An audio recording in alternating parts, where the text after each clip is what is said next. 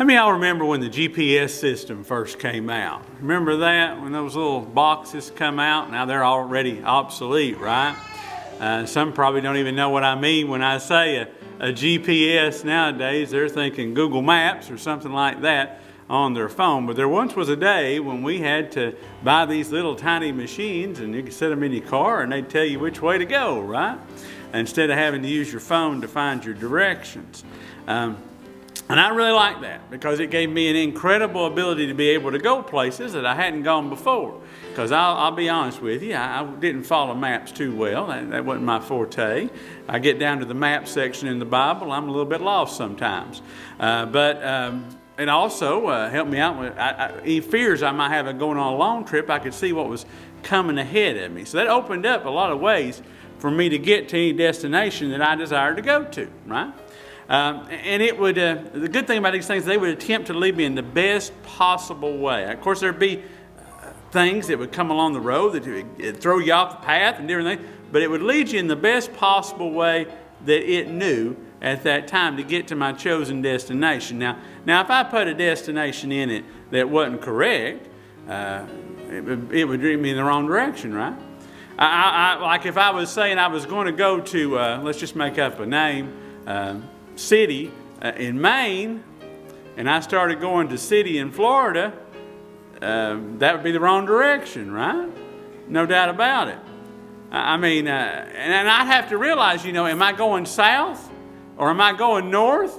Have I put the right thing into this little device to get me to where I need to go? And I had to look for those type of warnings that were coming about. Now, y'all might be wondering, why am I talking about all this map stuff right here in the middle of church? What does that have to do? Well, I want you to see about a spiritual destination today. I want you to really think about it. I want you to really think about what you have in your spiritual GPS this morning. Where are you heading? What is your life about? What is the destination?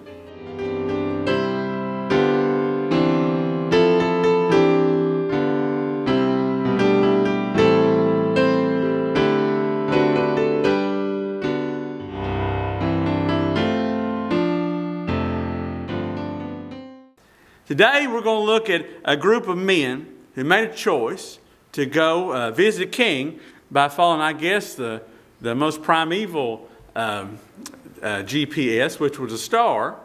They followed a star, but along the way, we're going to see them meet a few people who have the wrong destination in their GPS. The one the rest of this world is going on. And they weren't heading for the king, but they were heading for destruction. It's very important. It's very important what destination you have in your spiritual GPS, isn't it? Amen. And the scriptures say, now when Jesus was born in Bethlehem of Judea, in the days of Herod the king, behold, there came wise men from the east to Jerusalem, saying, where is he that is born King of the Jews? For we have seen his star in the east and are come to worship him.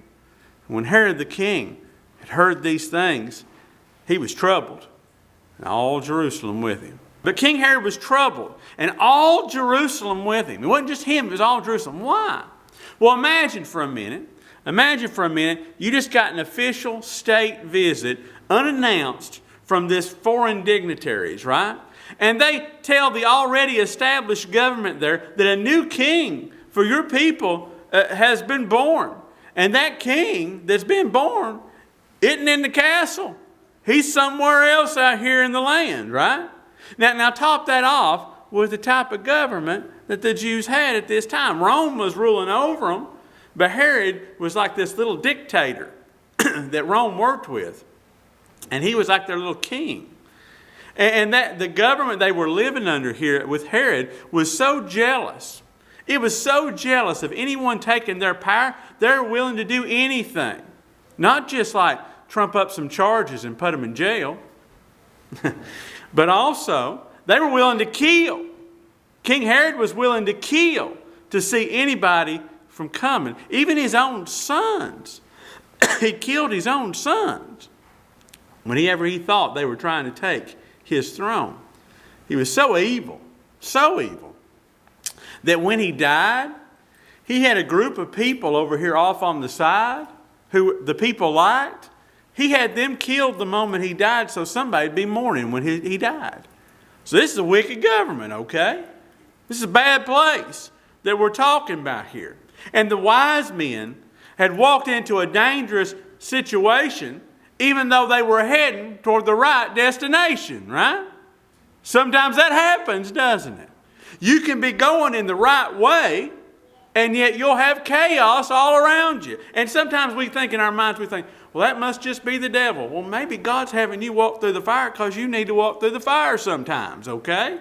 Sometimes that happens. The wise men put in the right destination. They were heading toward Jesus, but that doesn't mean that we won't face difficult mountains and tough terrains along the way. Any of y'all facing some tough terrains that have Jesus in your GPS this morning? Amen or no me? Yes. We all do. I mean, just because you chose to follow Jesus doesn't mean things are going to be easy. Matter of fact, sometimes they get a lot harder. A lot harder, at least in this old world. Doesn't mean we're not going to face trouble in this life. So many people think that once they put Jesus in the destination, it's going to be easy. It's not. This is what Jesus said. His own words. He said, in the world, ye shall have tribulation. You know what tribulation is? That's trouble. You're going to have trouble in this old world. But be of good cheer. Don't let that get you down. I have overcome the world.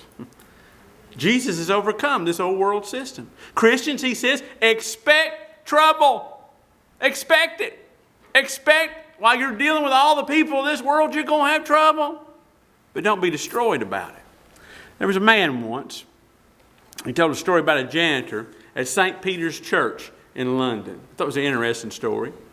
One day, a young priest who was kind of arrogant, he come along and he found out the janitor was illiterate. He couldn't read. So he just up and fired the guy. Just because he couldn't read. Not like he needed to read to do the janitorial work. He had been doing it for a long time. But he fired the man. The man was jobless. He invested, though, his meager savings into this tiny tobacco shop where he prospered. Then he bought another. And then he expanded. And he ended up with a chain of tobacco stores worth several $100,000. And one day, the man's banker who had been working with him all this time, he said, man, here you are, you can't even read. You're illiterate.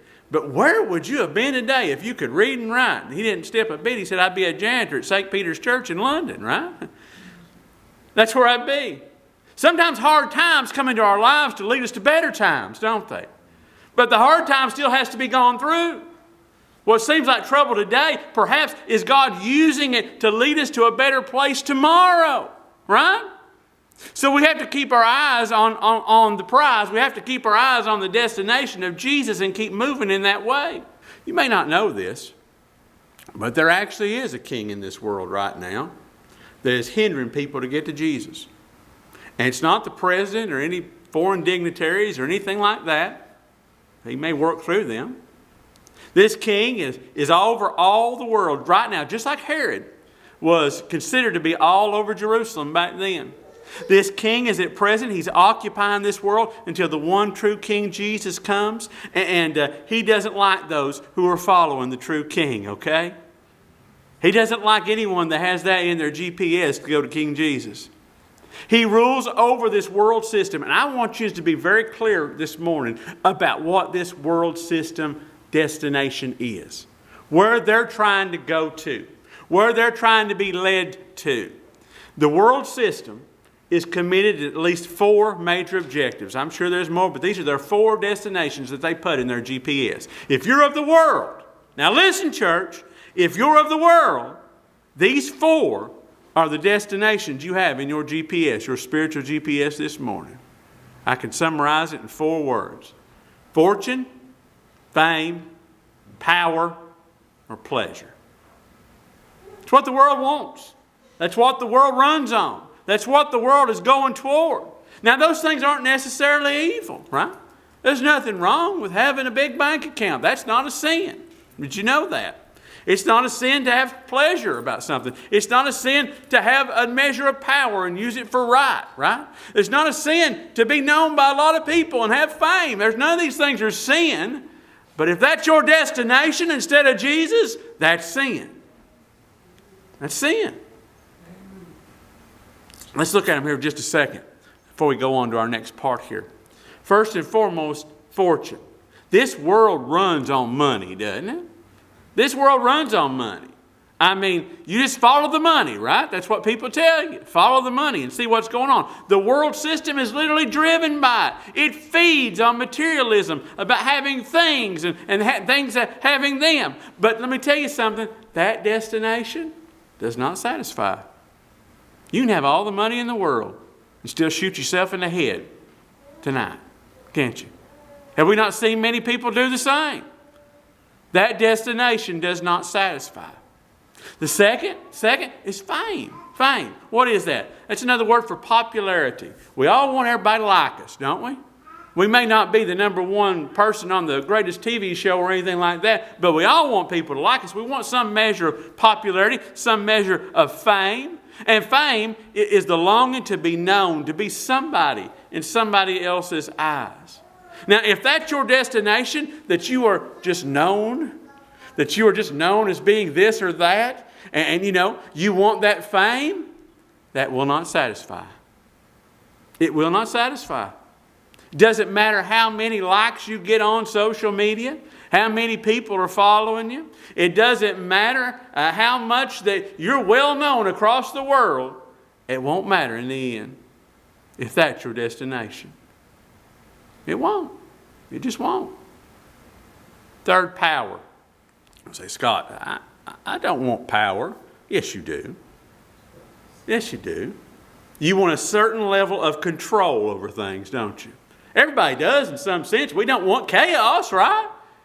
We want a certain level of control. And power is having influence, maintaining control over individuals or groups or companies or whatever.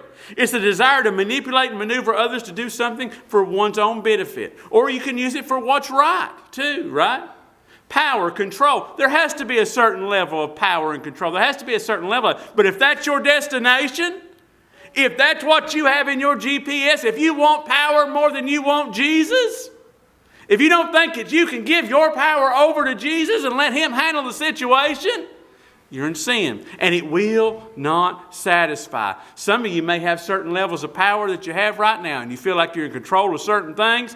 Jesus will come along and He'll take that right out of your hands, won't He? And He'll do that for your good. He'll do that for your good.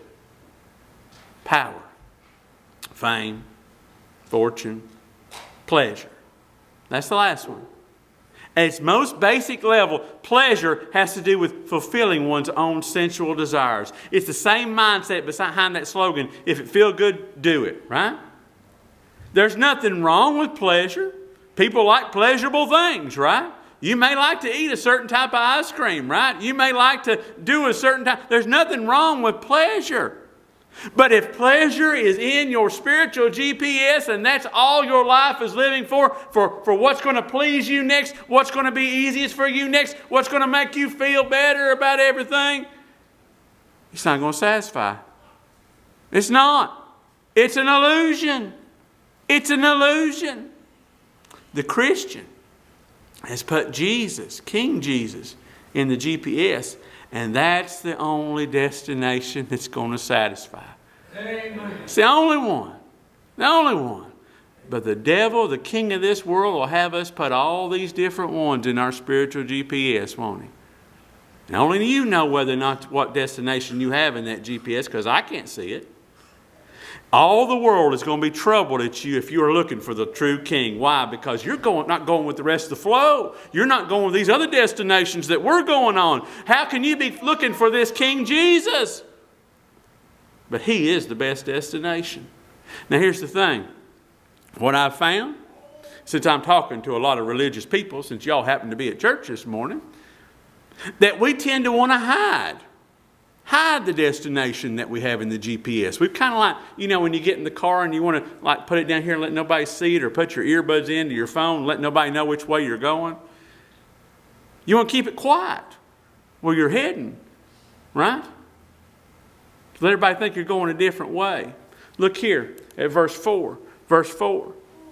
And when he had gathered, this is Herod, had gathered all the chief priests and scribes of the people together, he demanded of them where Christ should be born. Right? And they said unto him, they knew, in Bethlehem of Judea.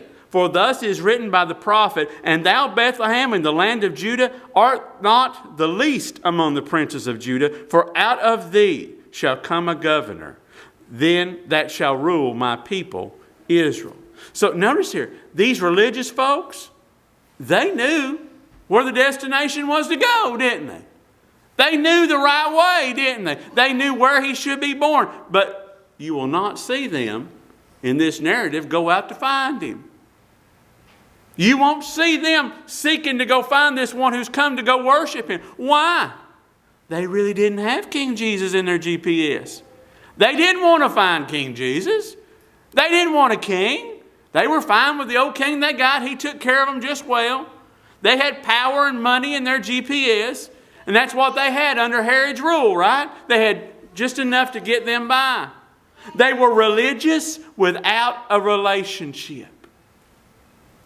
You hear me? It's a dangerous place to be because you can fool yourself and you think that's what you've got in the destination, but you really don't. They don't care about the king. They've studied about the king, but they don't want to find worship. They know the right words. They know the right answers to the questions, right? They know. They know, but they don't desire him. Have you ever seen that in a religious setting before? Well, if you ain't, you probably ain't been in church very long because you'll see it eventually, right? Hidden destinations. It's sickening. So much so that Jesus talks about that type of thing in Revelation, and he says it physically makes me sick. He says, I want to spit up when he talks about the church of Laodicea. It makes me sick. They're not warm. They're not cold. They're just lukewarm. They really ain't going nowhere, are they? They're fine just where they're at. In 1939, there was an outbreak of World War II, of course. And Germany and Russia, at the outbreak of World War II, they signed a pact saying that neither nation would attack the other. And it laid out a plan for how they would divide the nations of Eastern Europe between them. So this was Russia and Germany were working together in the beginning, right? Yet in 1941, without any provocation, Hitler all of a sudden sent his tanks across the Russian border in a sneak attack, thinking that he could just take it all, right? Hitler had no interest in keeping his word at any point in time. The treaty was meant only as a temporary measure until he could do what he really wanted to do. And there's some Christians, some religious hypocrites who have signed the agreement, you might say. They fell down on their face and they said they received Jesus. They said he's in the spiritual GPS. They said all these things, but they put in something else until they could get what they wanted, didn't they? They follow what is already in their GPS, money, power, and all these things, pleasure and fame. But they want to be known as religious people. Religious people. It's stupid. It's really stupid when you think about it. Because you go through all the motions of everything, and yet you don't receive the prize. Because you thought another prize was greater. Those chief priests and scribes believed the scriptures with all their hearts instead of just with their heads. They would have beat the wise men down to that house in Bethlehem, wouldn't they? Right? Wouldn't they? They would have ran down there if they actually believed this Bible instead of knowing this Bible. That's a big difference. If they had actually believed. Now, you'd think Herod was the main crook here, but I think about these Pharisees and scribes. Eventually they're going to take that baby, they're going to hang him on a cross, aren't they? Right? Old Herod was very honest in what he was about. Look here what it says about him, what he did. He's very honest. He's evil. He has no qualm about it.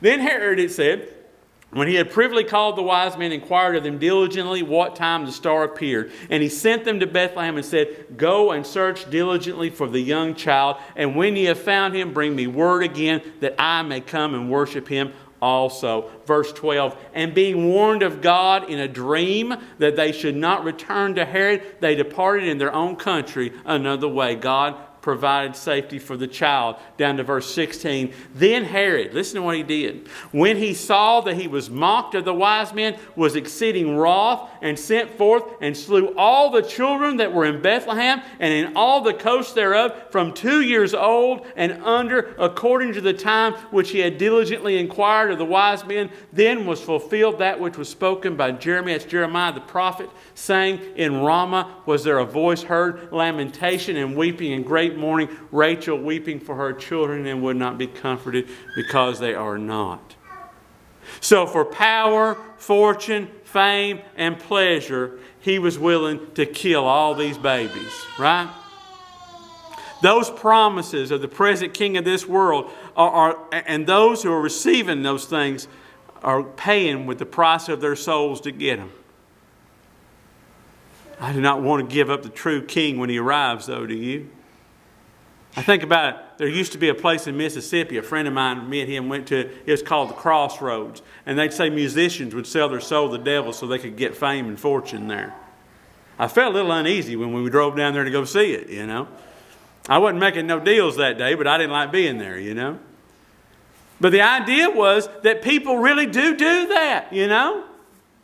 They'll sell their souls just for these 4 things that's out here in this world. Jesus said it's hard for a rich man to enter into the kingdom of heaven. Is it because he's got money? Well, no, it's because money has him. It's because money has him. Power, fortune, fame, pleasure, all had Herod, and he coveted them above all else, didn't he? The king of the world often had these destinations programmed and to keep control.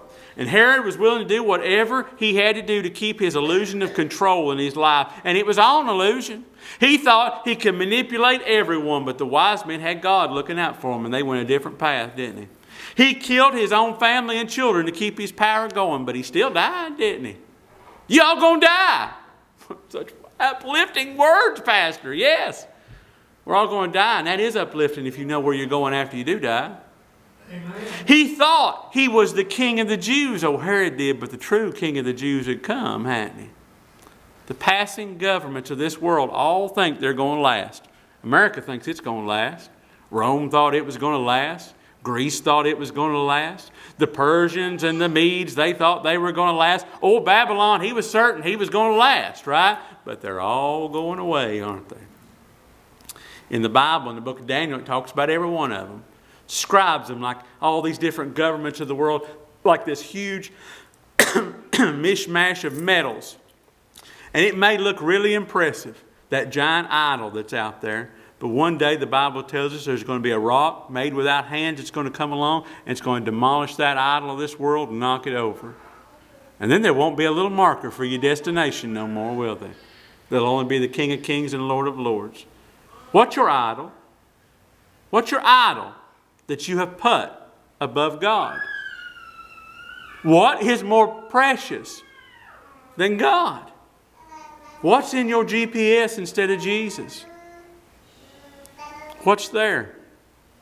What's there? What's keeping you from true joy? Because that's what the wise men found. Look here. And when they had heard the king, they departed, and lo, the star which they saw in the east went before them, till it came and stood over where the young child was.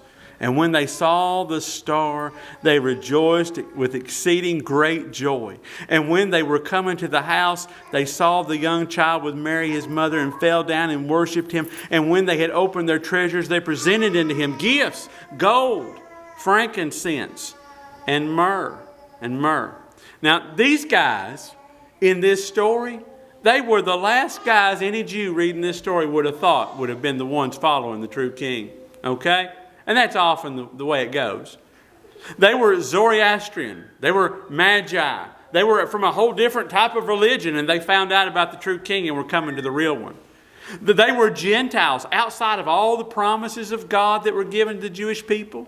Outside of all these different things. They had nothing to do with the Jewish people, okay? But they knew who the true king was, and they knew where joy could be found.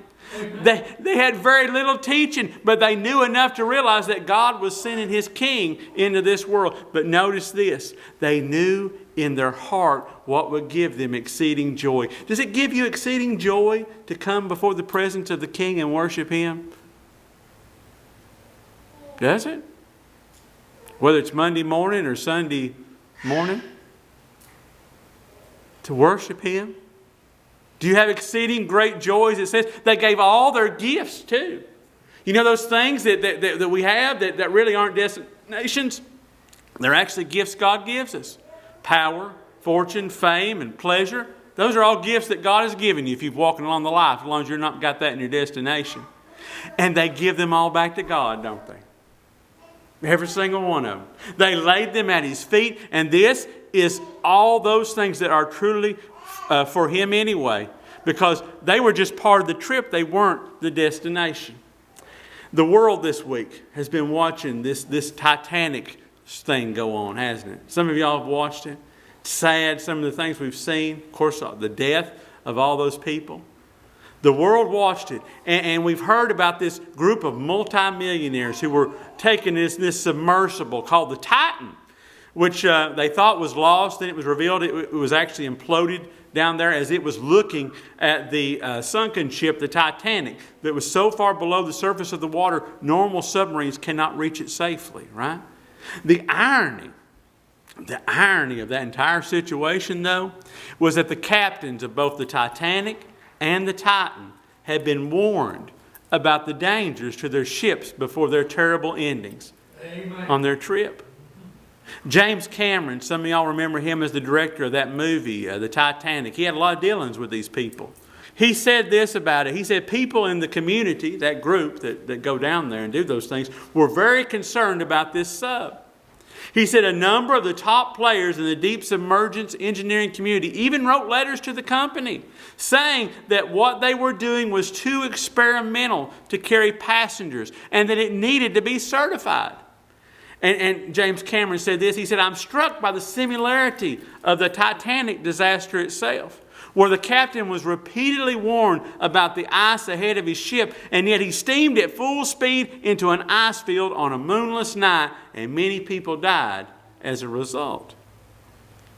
Today, what I've been talking about, this silly thing about GPS destinations and all this is a warning. This is a warning. For each and every one of us, and everyone can hear me under the sound of my voice. It's a warning. Check your destination. Check your destination. Don't keep going full speed into something when people have warned you about which way you're heading. Check your destination. Does it seem to others to look like your destination is Jesus, but it isn't? Like the chief priests and scribes? Are you just straight up telling people my destination's fame, fortune, and pleasure like Herod? Or do you have the right destination here like the wise men? Which one is it? Your spiritual GPS is leading to a definite destination. I beg of you all, be certain of where it's going to be.